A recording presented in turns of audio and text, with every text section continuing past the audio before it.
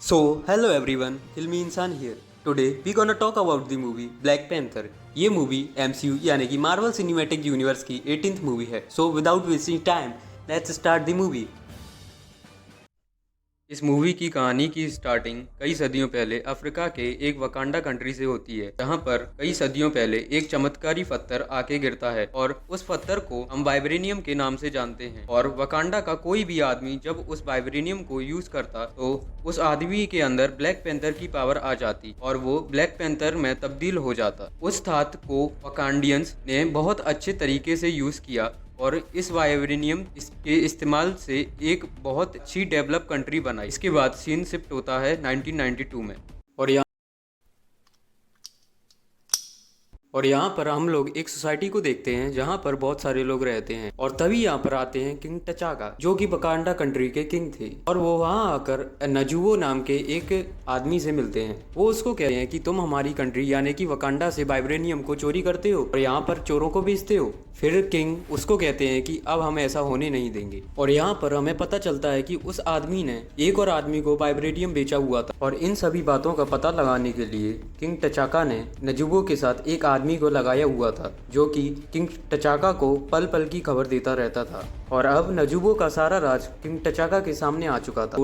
और इसके बाद सीन शिफ्ट होता है प्रेजेंट टाइम और यहाँ पर हमें दिखाए जाते हैं किंग टचाला, जो किंग टचाका की डेथ के बाद वकांडा के किंग थे और साथ ही लड़ने के लिए उनके साथ एक नई आर्मी भी थी। और इसके बाद किंग टचाला अपनी पूरी आर्मी के साथ एक नए मिशन पर जाते हैं, जहाँ पर किंग टचाला को एक लड़की को बचाना था। और इस सीक्रेट मिशन में उस लड़की को बचाते हुए किंग टचाला को यानी कि ब्लैक पैंथर को उस लड़की से प्यार हो जाता है। और ब्लैक पैंथर ये चाहते थे जब अगले दिन उनको किंग बनाया जाए तो वह लड़की भी वहाँ पर मौजूद हो। फिर इसके बाद घने घन जंगलों से निकलते हुए हम पहुंचते हैं वकांडा में, जहां पर हम देखते हैं वकांडा की क्वीन को। ये वकांडा की क्वीन ब्लैक पैंथर की माँ थी। साथ ही इस कहानी की नई कैरेक्टर को भी इंट्रोड्यूस किया जाता है। ये ब्लैक पैंथर यानी कि किंग टचाला की बहन थी। जहां पर वकांडा में एक रस्म होती है, किसी भी ब्लैक पैंथर को किंग बनने से पहले अपनी काबिलियत को सिद्ध करना पड़ता है। उसको दूसरे कबीले के सबसे पावरफुल वॉरियर के साथ फाइट करना पड़ेगी और इस फाइट में जो भी आदमी जीतता है वह वकांडा का नया किंग होता है। और यहाँ पर हम किंग टचाला को दूसरे कबीले के आदमियों के साथ फाइट करते हुए देखते हैं। और इस फाइट के बाद आखिरकार टचाला जीत जाता है और वकांडा का नया किंग बन जाता है। और इसके बाद सीन शिफ्ट होता है इस स्टोरी के मेन विलन पर। इसका नाम एरिक स्टीवन था और इसको हम एक म्यूजियम में देखते हैं। और यहाँ पर ये एक मास्क को चुराने की प्लानिंग कर रहा था जिसके अंदर वाइब्रेनियम था। लेकिन यही बात वकांडियंस को पता चल जाती है। ये बात किंग टचाला को अपने ही किसी दूसरे आदमी से पता चलती है कि उनका वाइब्रेनियम चोरी किया गया है। और इसके बाद किंग टचाला यानी कि ब्लैक पैंथर अपनी आर्मी के साथ एक प्लान बनाता है।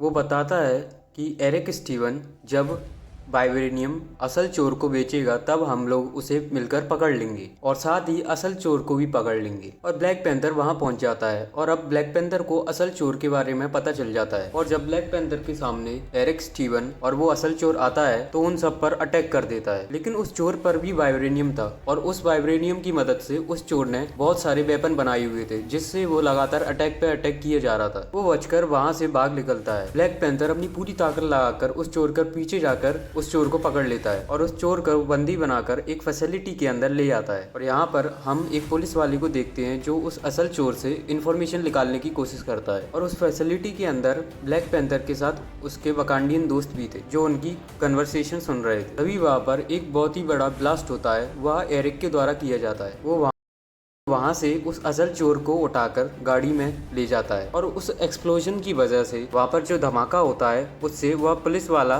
जख्मी हो जाता है जो कि ब्लैक पैंथर का दोस्त होता है। और उस पुलिस वाले की जान बचाने के लिए ब्लैक पैंथर उसको वकांडा में ले आते हैं ताकि वो उसके डैमेज पार्ट को फिर से ठीक कर सके। उसकी बहन एक गजब की साइंटिस्ट भी होती है।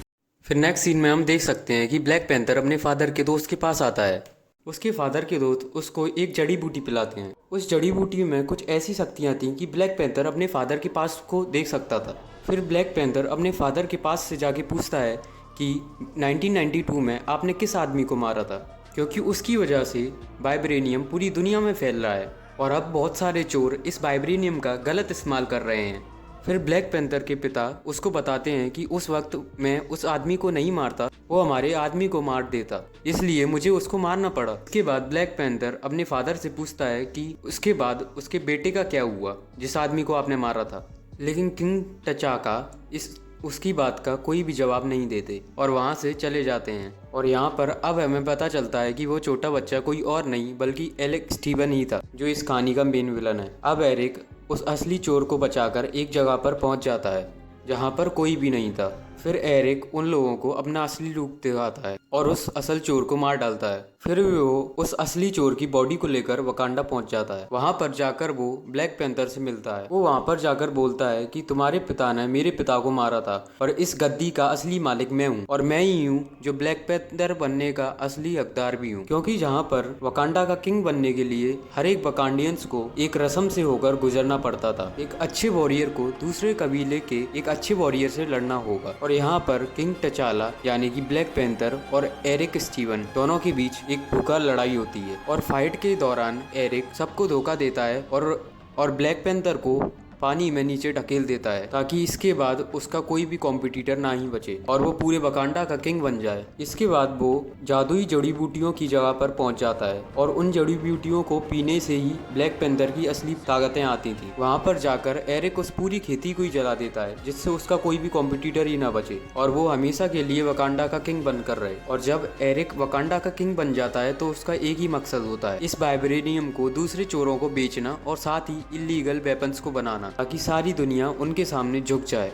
इसके बाद हम देखते हैं कि ब्लैक पैंथर की माँ, बहन और उसकी गर्लफ्रेंड एक कबीले के पास जाते हैं और अब वही कबीले के लोग थे जो ब्लैक पैंथर की जान को बचा सकते थे। हालांकि उस कबीले का जो लीडर था वो ब्लैक पैंथर का कॉम्पिटिटर था और जब ब्लैक पैंथर की माँ उस कबीले के लीडर के पास आकर उस कबीले के लीडर से रिक्वेस्ट करती है कि वो ब्लैक पैंथर की जान को बचा ले, तब वो उस कबीले का लीडर इस बात को डिसाइड करता है कि वो ब्लैक पैंथर से नहीं लड़ेगा और उसकी जान बचाएगा और वो उनकी हेल्प करने के लिए भी तैयार हो जाता है। और तभी इसके बाद वो उन लोगों को एक गुप्त बात बताता है कि उन लोगों के पास भी वो जड़ी बूटी है जो जल चुकी है। इसके बाद उस जड़ी बूटी को लेकर ब्लैक पैंथर को पिला दिया जाता है। उस जड़ी बूटी को पीने के बाद किंग टचाला के अंदर अपने ब्लैक पैंथर वाले पावर लौट आते हैं और अब सारी पावर आने के बाद किंग टचाला यानी कि ब्लैक पैंथर एरिक से लड़ने के लिए चला जाता है। और दूसरी तरफ हमें पता चलता है कि एरिक ने बहुत सारे एयरक्राफ्ट बना लिए हैं और उनके अंदर उसने वाइब्रेनियंस को यूज किया है और वो उन एयरक्राफ्ट को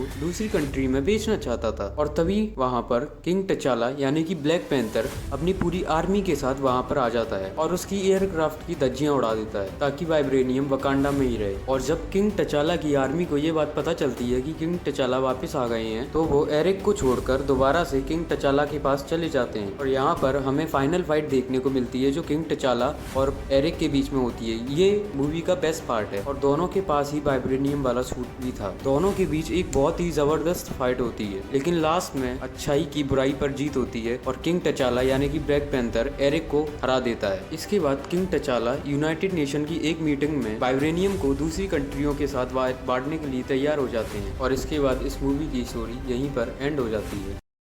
इसी के साथ दोस्तों ब्लैक पैंथर की मूवी की एंडिंग हुई है। Thank you so much for watching this video and don't forget to subscribe my channel.